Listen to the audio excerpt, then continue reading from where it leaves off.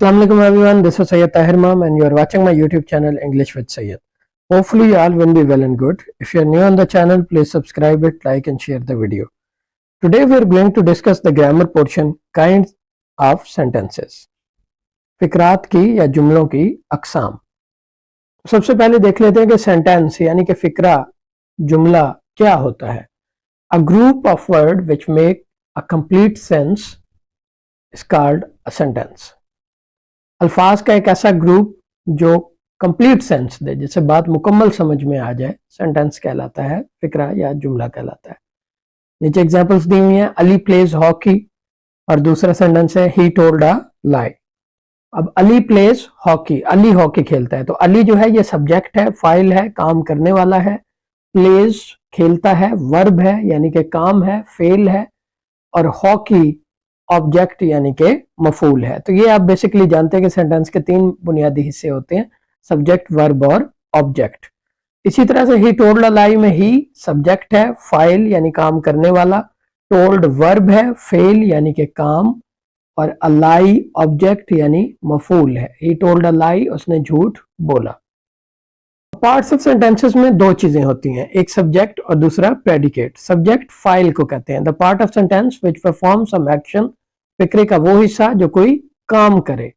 और predicate the part of sentence which tells about the subject. Predicate को कहते हैं खबर देने वाला. फिक्रे का वो हिस्सा जो सब्जेक्ट के बारे में खबर दे, यानी फाइल काम करने वाले के बारे में बात करे, प्रेडिकेट कहलाता है.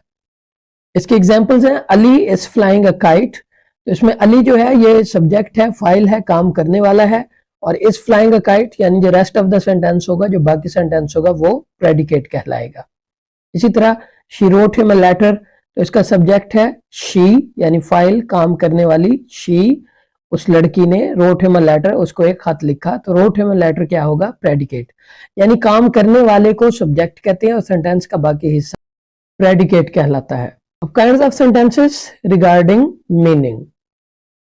सबसे पहले हमारे पास असर्टिव या डिक्लेरेटिव सेंटेंसेस, बयानिया या खबरिया जुमले. इसके आगे दो मजीद काइंड्स होती हैं, अफर्मेटिव और पॉजिटिव सेंटेंसेस और नेगेटिव यानी मनफी सेंटेंसेस. नंबर 2 पे है इंटरेक्टिव सेंटेंसेस, सवालिया फिकरात. नंबर 3 इंपेरेटिव सेंटेंसेस, इंशाइया जुमले. नंबर 4 एक्सक्लेमेटरी सेंटेंसेस, इस्तजाबिया जुमले, इसको निदाइया या फिजाइया भी कह सकते हैं. नंबर 5 ऑप्टेटिव सेंटेंसेस यानी दुआइया जुमले.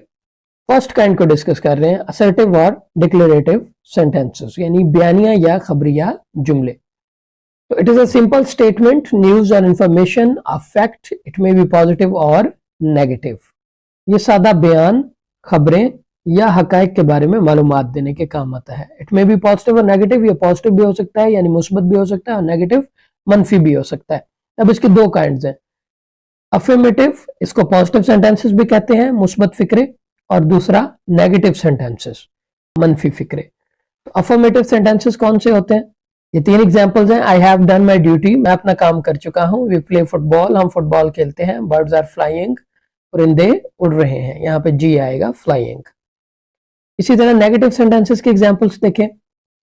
आई have not done my duty, इन्हीं सेम फिक्रों को लिखा हुआ है. We do not play football, birds are not flying. तो मैंने अपना काम नहीं किया है, हम फुटबॉल नहीं खेलते हैं, परिंदे नहीं उड़ रहे हैं. तो ये जो मिसालें हैं, पहले में आपने देखा काम करने का जिक्र था और नेगेटिव में काम ना करने का जिक्र था, नॉट के साथ. नेक्स्ट है हमारे पास इंटेरोगेटिव सेंटेंसेस या सवालिया फिकरात. In such sentences a question is asked. इन फिक्रों में सवाल पूछा जाता है. They start with a helping verb और a question word. Helping verb या क्वेश्चन वर्ड से स्टार्ट होते हैं. अब हेल्पिंग वर्ब क्या होते हैं? ये do, does, did, is, am, are, has, have, had, was, were, will, would, shall, should, can, could, may, might, etcetera, ये सारे हेल्पिंग वर्ब्स हैं. एग्जांपल्स हैं इसकी. डू यू प्ले फुटबॉल या have you done your duty. क्या तुम football खेलते हो, क्या तुम अपना काम कर चुके हो. तो अब ये देखें, डू और हैव से स्टार्ट हो रहा है. तो ये जो फिक्र हेल्पिंग वर्ब से स्टार्ट होगा वो इंटेरोगेटिव सेंटेंसेस के एग्जाम्पल्स में आएगा. और question words what, when, where, which, why, who, whom, whose, how, ये जो WH सेंटेंसेस भी जिनको हम कहते हैं, ये क्वेश्चन वर्ड्स होते हैं. एग्जांपल्स में आप देख सकते हैं. वेयर आर यू गोइंग, तुम कहाँ जा रहे हो.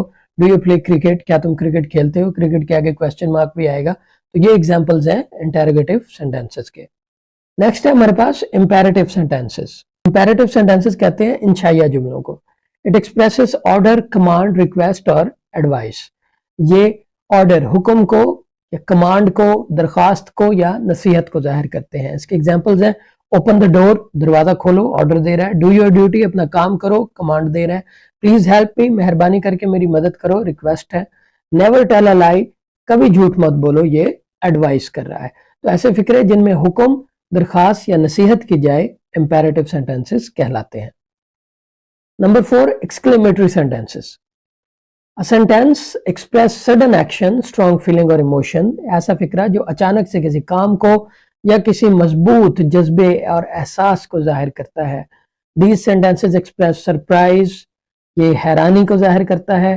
joy, खुशी को, sorrow, गम को, love, anger, प्यार, मोहब्बत, excitement को, surprise को और wonder को, यानी हैरानी और परेशानी का भी इजहार कर सकता है।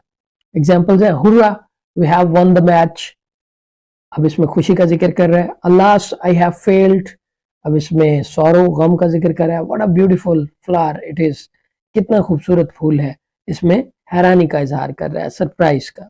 तो ये जो इमोशंस को जाहिर करने वाले सेंटेंसेस हैं, स्ट्रॉन्ग फीलिंग्स या एक्शंस को, ये एक्सक्लेमेटरी सेंटेंसेस कहलाते हैं। नंबर 5 है हमारे पास ऑप्टेटिव सेंटेंसेस, दुआया जुमले। These sentences express desire, pray और कर्स। डिजायर, ख्वाहिश को, प्रे, दुआया और कर्स या बद दुआया जो कलामात हैं उनको जाहिर करते हैं। एग्जाम्पल्स हैं मे यू लिव लॉन्ग, खुदा करे आप लंबी जिंदगी जिए। तो इसमें देखें दुआ कर रहा है। May you go to hell, भाड़ में जाओ या जहन्नम में जाओ, इसमें बद दुआ दे रहा है, कर्स कर रहा है। Would that I had pass the test, काश मैंने टेस्ट पास किया होता, इसमें डिजायर या विश को जाहिर कर रहा है, ख्वाहिश को।